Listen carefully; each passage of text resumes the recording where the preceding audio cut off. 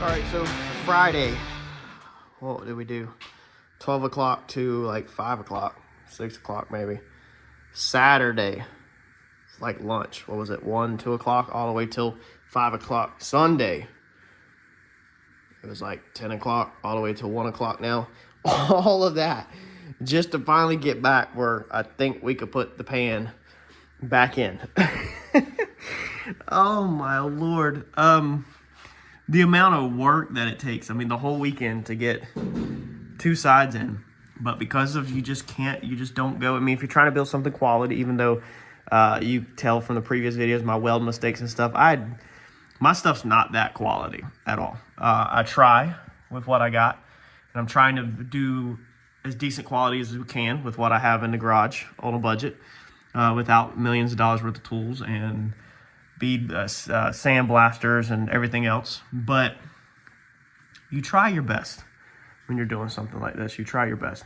So I think we can now put the seat pan back in. We absolutely do not want to put these sides in no matter what we do. I don't think we want to put these sides in, period, until like we are done with this car. We probably will eventually move to self-tapping screws, you know, instead of Clecos, because Clecos do hang out. We'll probably eventually put self-tapping screws in there, but for right now, we're gonna rock with Clecos. And we want to move on to putting the pan back in. That way, we can now start getting our side pieces like this, so that the pan can basically be supported. We need to put a piece of sheet metal back down, just as a height finder, and we should be good to throw the thing in. I guess put 2x4s back down so we can put a couple blocks. And hopefully here soon we'll have us some side supports, and then we can move to the back. Now that we can connect the sides, we can go up.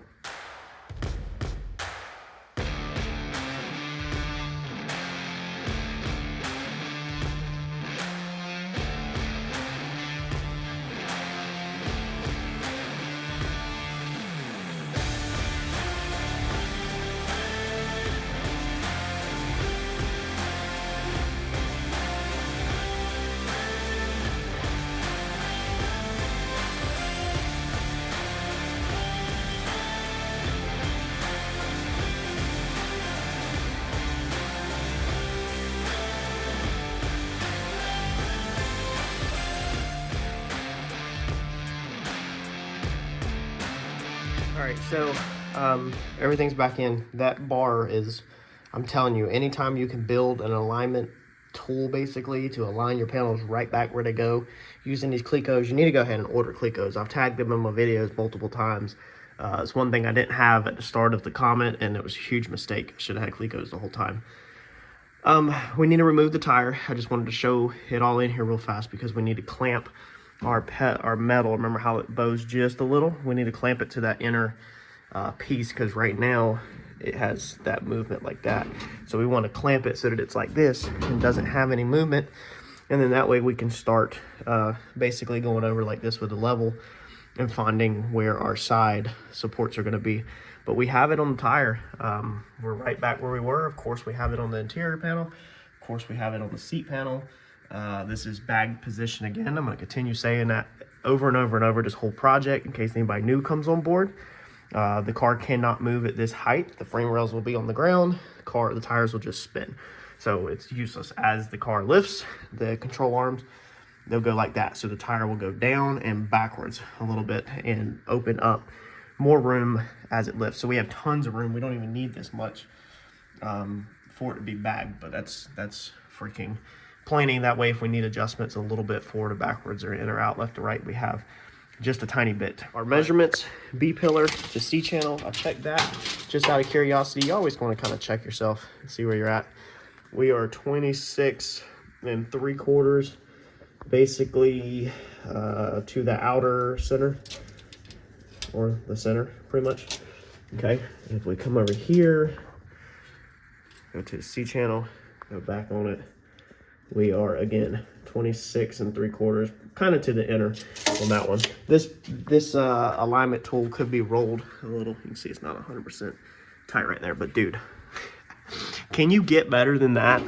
A 16th or less off on your C channel to the front seat pan with a garage build?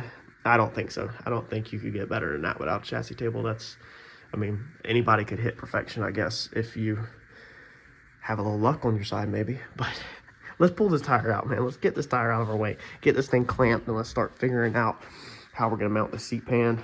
We also need to go ahead and determine the angle of the back. We'll start pulling blocks. We're gonna go ahead and mock the back seat back up in there, and now determine where it's gonna roll. Really, it needs to stay where it's at now, height, because you need to think about the drive shaft. And let's see here, this thing I know got rolled on me one time. I really need to tighten the clamps. But at the angle that it's at right now, we wouldn't, you can see back there, there's the pinion. We wouldn't have to raise any height of this. I don't think we'd have to touch this. We won't have to touch this, nothing. We won't have to modify the seat pan, which would be phenomenal. So I really want to keep the back of the seat at that height if possible, but we'll see. We'll see. Pull a tape measure to the center of that yoke, or we'll even go to the top. Just bear with me.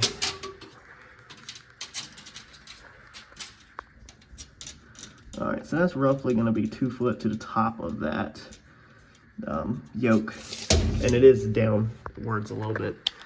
Let's see, let's pull out.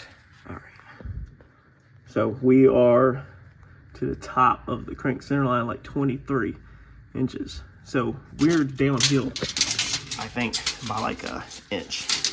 So the drive shaft should not go up in the front. If anything, when it's bagged, it should be running downhill a little bit to the front, and then just slightly up, it'll be level. Ride height, the rear end will be lower than the crank center line, basically. Should be. I hope, I think. So I think that's where our seat needs to be. It's definitely laid way back, like it's crazy, but you're not really gonna see it in here. So laid back is not a bad thing. I had to drop the 2x4 out and switch down to just a 2x4 and a 4x4. So the seat pan went back down, but the highest points still appear to be like they're gonna clear. So with it that low, I think we're gonna have to cut the center out. Probably have to cut this out right here and just make it from this lift up to this one. Let's see here. Yeah, well, I don't know. Yeah, that lowest part's gonna probably have to be cut out, which is fine. We basically just go from here. Wish I had a flat plane. Basically, it would just go across like that.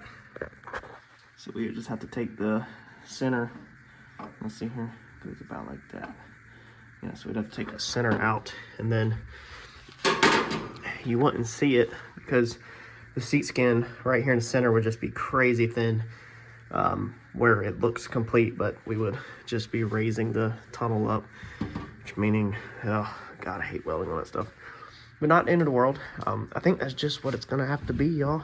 If we bring this seat back forward like that, no, it's not bad. I don't know.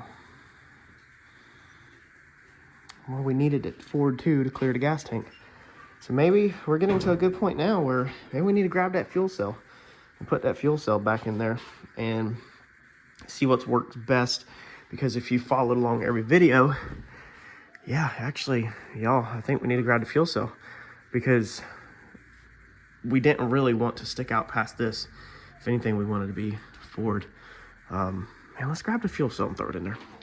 All right, so perfect example. We're hanging out past, we're hitting the seat up top there. Let's space the seat up. Let's grab a 4x4 and see if we can get this fuel cell to clear. All right, so with that block up there like that, we get it, and we still can come back just a little bit. So we are very close to the front or the back of the car, but not hanging over. Because the goal here is where you have to know what you want is when the car's done. And actually, man, we were behind that, but we got to remember that the body actually sits forward, so we should be golden.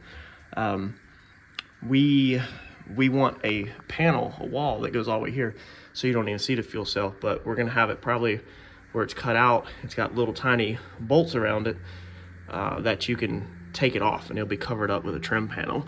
But it'll probably be a removable piece, so you can remove that and access probably maybe all the shocks back here and the brake lines, the fuel cell. Like, you'll be able to do all that through the trunk. Maybe not 100% how much I'm gonna open it up yet, but with that from a side angle, it's not bad. I still have the original bolster pieces, which now looking at it, we do have room. The tire is pretty much all right here, remember. We might be able to just get this little upper piece in here. Troy had to kind of make something where the leather kind of rolls around like this, maybe, where he finishes that out, where when you look through the window, you'll see the side of the seat, but not where it looks tacky. But I think that's honestly going to be it. We probably will drop that back some more now that I remember that that does go forward. If you look down there at the bottom, that angle right there, how far that is off, we're back. So we can go back quite a bit. Let's see here. We could probably go back about like that. All right, and then drop that back. Let's turn that 4x4 on its side. 4x4 turned on its side, yes. And that's also, I used that clip to get me another 1/2 inch. That's it. That is it. Look at that. That is it. That's perfect. And it even looks good. That angle looks way better. Don't it look more natural than a second ago? It kind of looked like it was standing up too far. That's it right there, y'all. 4x4 turned on its side. And we have the rear deck piece that we took out of the car. If you're new here and you didn't catch where we cut this car in half, we have this whole rear assembly with all the latches that the rear seat clips into that we'll be able to graft into that package tray. And let's see how high that clip is. Clips right there. So it'll literally pretty much just sit on top of this and create a hollow void in here to run. Originally I was hoping it was going to be higher, but it looks like it's not going to be high enough. But these seats should be able to fold whenever we're done, forward and backwards. But it'll create a void in here to put something, whether it's electrical or whatever. It'll be a void to slip stuff in there, hopefully, and hide some stuff. So, dude, that turned out good. Let's clamp this other side up. Again, Mr. Tim, appreciate you sending it out. So now we have a better look at our seat pan here. This corner is definitely tight, but I think this is foam. So we'll get Troy to make sure that that's clear, and we'll do our finish work around it where it's not gonna hopefully rub too much. I don't really want to clearance any out of this because this is our brace, even though this is gonna tie into the tubs and everything. We could probably clearance a little bit out of it, afford a little bit, but this is all just foam. So if Troy can take this back to basically that bar right there, that tube, all right, and if he could get rid of this section right here when he upholsters this, we'd be golden. We're basically ended up at our same angle of our frame. If you followed every build of this, you remember when we cut this angle, we cut this because we predicted that that was going to be the angle of the seats, and we nailed it dead on the money. Now that all that's pulled in, the back's figured out, we can start working on getting these side pieces tied into here. And we also got really lucky on that because that's straight across, almost like we did it on purpose. But be able to run that one straight across, and then the rest of that will kind of be the tub, which is definitely going to get tricky to fit this little strip of flat steel in. When I was talking on the previous video, I was saying that the steel was going to come all the way in here and flat, but I forgot that that's not the case. It was, instead of coming in here, it's got to step all the way out here. Basically, it's got to do some really weird stuff. So definitely some cardboard templates. But let's try to work on, I guess, fabbing up some of this side structure. Also, I did go ahead and cut the headrest off. The wires that hang out the bottom, electric power. These are power fold headrests. They flip down like this for when you fold the seats down, but they don't adjust up and down in height. Nothing that I could find. adjusting them. Can't get the center one out. Don't want to cut it because I don't know if we're gonna leave it or modify it or just take that foam and kind of pull it down where it's flush. I'm not really sure yet, so I don't want to even touch the center one. But I went ahead, I know for sure we're getting rid of these and cut them off. Honestly, we could probably come from right there, the height of that, and cut this seat across and gain chop a little bit more height out of it. Troy, note that. Troy, if you're watching, write that down in your notebook. I think we should chop that seat. Another thing we're gonna do, I think, to gain just like 2 inches of feet room, especially against the back of your heel right here, is this piece is bent in. So I don't know if you can see that. So it goes down to there. The bracket is across here at these spot welds, and then it is bent where it pretty much goes straight down. Whereas from the factory, the whole piece is just angled perfectly straight. This side is not bent. So I think what we'll do is we'll come to these brackets where these spot welds are. We're going to cut this pan all the way across just like we talked about the whole time, which really we could about go ahead and do it now that we have a locator on the height for the bar. And then we'll switch. We'll literally, the metal will come down and then it will roll and go straight.